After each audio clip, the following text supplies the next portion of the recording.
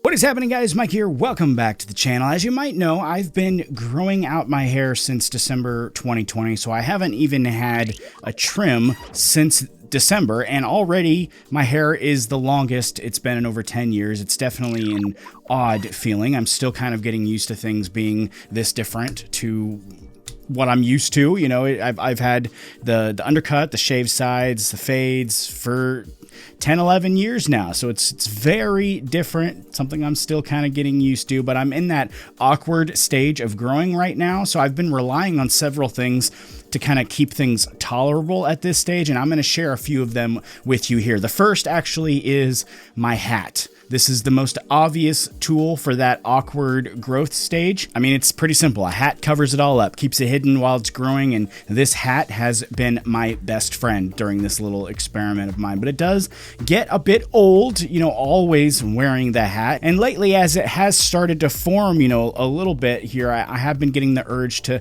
style my hair and experiment with a few different ways that I can style things now and see how it looks different with the knowledge that I have now versus, you know, what I had back then and the different products that I have at my disposal now. And I do think I'm at the stage where I am able to do some of this stuff without it looking really weird. You know, it's not where I want it to be by any means, but there are a few products that I can use to help with that a bit. First off, for me, it's not just the length that I have to do battle with, though. It's the thickness of my hair. As my hair grows, it becomes thicker and thicker, obviously, and it grows out instead of growing down. And you can see here, you know, in the back, I have these curls that start to come out, this little flip here. You know, it kind of actually drives me a little bit insane. It's like one of those, I'm dealing with it, but it drives me a little insane. You know, to help with that, though, at least some of the thickness, a tonic or a grooming oil is an easy remedy and one that takes absolutely no time at all. I've also found that pre-styling here with the 5th sample styling mask pomade by Blumaan also helps out a ton, which is a bit funny to me because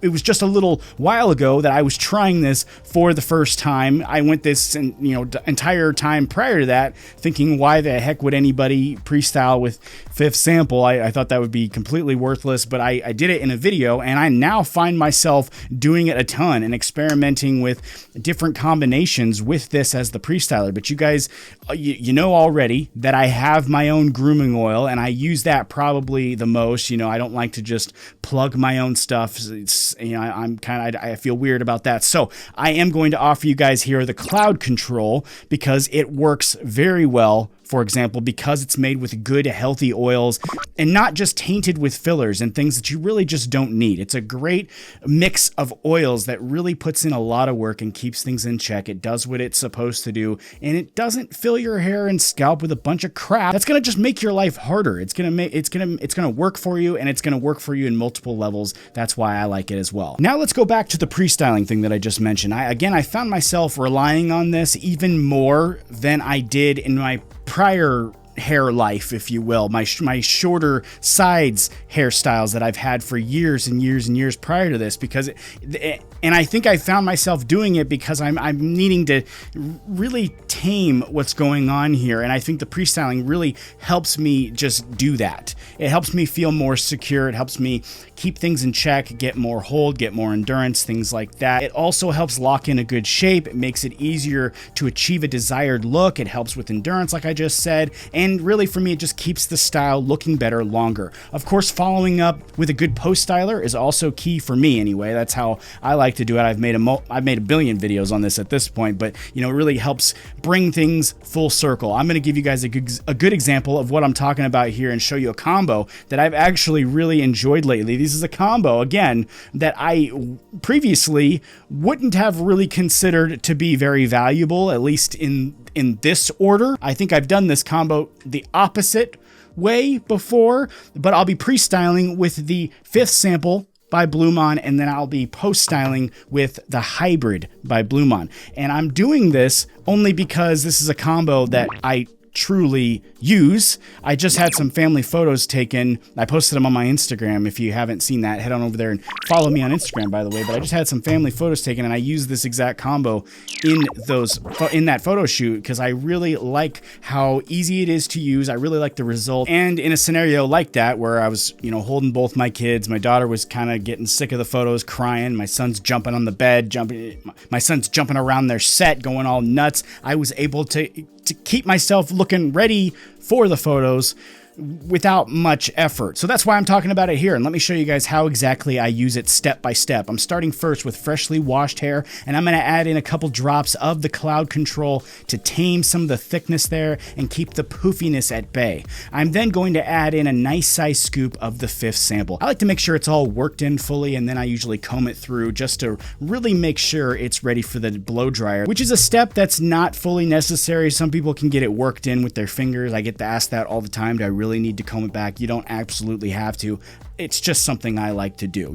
That's totally up to you. The next step, though, is the blow dryer. And as usual, I'm hitting it with full heat, full strength on the dryer. That is not something I tend to worry about. If you're really worried about it, you are getting heat protection from the cloud control. So if you're somebody that worries about that, there you go.